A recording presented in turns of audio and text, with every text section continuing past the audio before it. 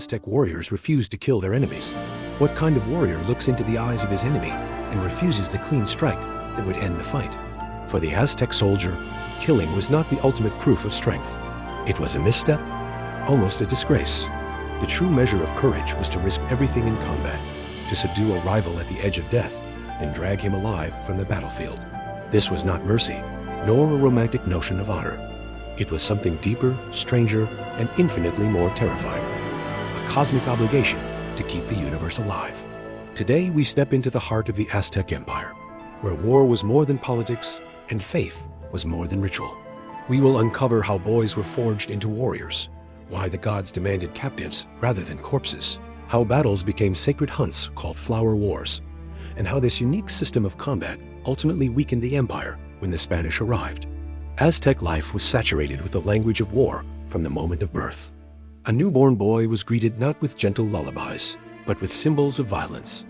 A miniature shield, a tiny bow, a tiny arrow. His umbilical cord might be buried on a former battlefield, binding his destiny to the fate of the warrior. Education sharpened this destiny into reality. All Aztec boys received military training, but their paths diverged by class. Commoners went to the Telpochcali, the House of Youth, where their days were filled with backbreaking labor, relentless exercise, and the basics of combat. Noble boys studied in the Kamakac, where martial instruction was entwined with religion, politics, and history. Yet both schools had a single aim: to mold the body and spirit into instruments of war. Boys ran long distances carrying heavy loads, swam against currents, lifted stones until their muscles failed, and endured punishments designed to test not just endurance, but obedience. Weapons training followed. There were slings and bows for ranged attack, the atlatl, a spear thrower capable of piercing armor, and above all, the macoadil. This paddle-shaped wooden club, edged with razor obsidian, could split flesh with surgical precision. Spanish chroniclers claimed it could sever a horse's head, a boast perhaps exaggerated but not far from truth. Yet it was not merely a killing weapon.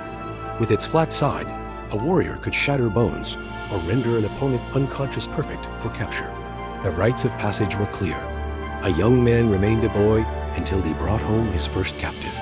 Only then could he cut away the long lock of hair at the back of his head and stand among the ranks of men. Killing meant little. Capturing meant everything. But why capture? Why risk life to preserve the life of your enemy? The answer lay in the Aztec cosmos itself. The Aztecs inhabited a world of fragile balance. They believed the universe had already been created and destroyed 4 times. They lived in the 5th sun, an unstable age that could collapse at any moment. At the center of this cosmic struggle stood Huitzilopochtli, god of the sun and war. Born in myth upon a sacred mountain, he emerged fully armed, slaughtering his hundreds of siblings, the stars, while battling his sister, the moon.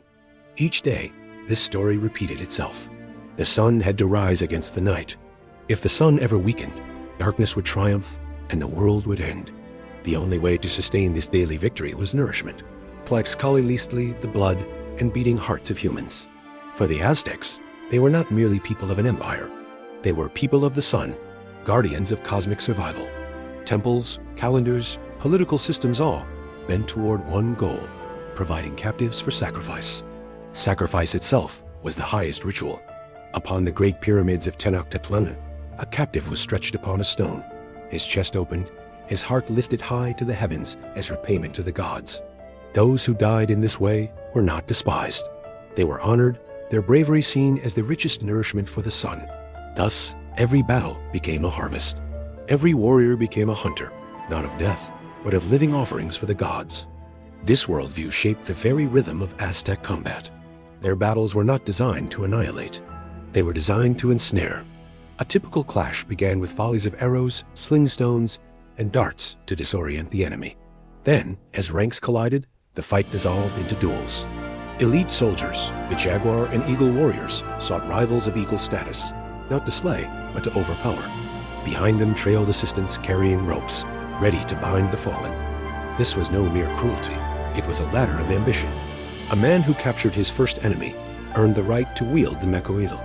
4 captives could elevate a commoner into the prestigious jaguar or eagle orders, where he might wear resplendent feathered armor and dine with nobles. For young men of humble birth, the capture of enemies was one of the few roads upward in Aztec society. But not all battles were waged for territory. Some were fought for sacrifice itself. Perhaps the most haunting expression of this system was the Exai Hadao Yala, the Flower War. Unlike conventional wars, these were arranged by agreement between the Aztec Triple Alliance and rivals like Tlaxcala. A battlefield, a date, and a purpose were fixed. The purpose was not conquest, it was capture. The name was symbolic. Flowers represented sacred life, and the flowering referred to the ritual spilling of blood. It is believed that in these contests, long-range weapons were limited to force close combat, where warriors could demonstrate skill and bravery. The result was a strange theater of violence, a cultivated garden of death where enemies were farmed for sacrifice. These wars ensured a steady supply of captives for the temples, but they also preserved dangerous rivals, feeding them with opportunities for revenge. Tlaxcala, long humiliated as a source of victims, would later see its chance. For those captured, however, the real trial began not on the battlefield, but upon the altar. The march to Tenochtitlan was both dreadful and exalted. Captives were not mocked as cowards.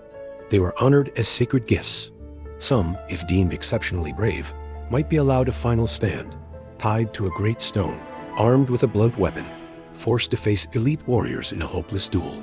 Most, however, were dressed as divine figures, paraded as living incarnations of the gods to whom they would be sacrificed.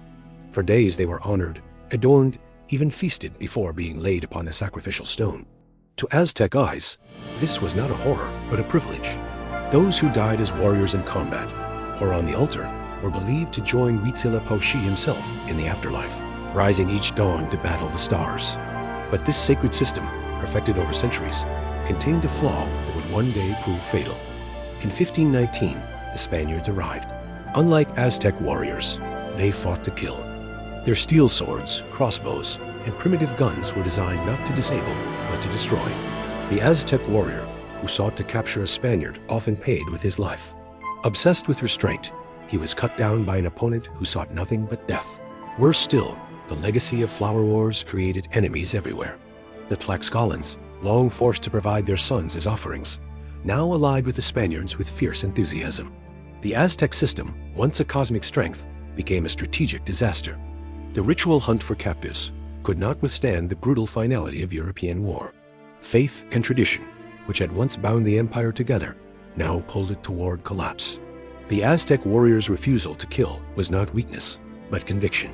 Every captive was a prayer, every sacrifice a desperate offering to keep the sun alive. This faith created one of the most disciplined, formidable militaries in the Americas.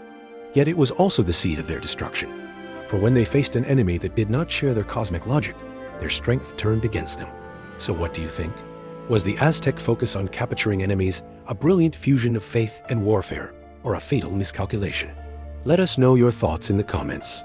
And if you enjoyed this journey into the past, subscribe and hit the notification bell, because the next story might just change the way you see history. Warrior brothers and sisters, you have walked with me through the fields of battle and the temples of the gods. If this story has given strength to your spirit, strike the shield of fate. Leave your mark with a like.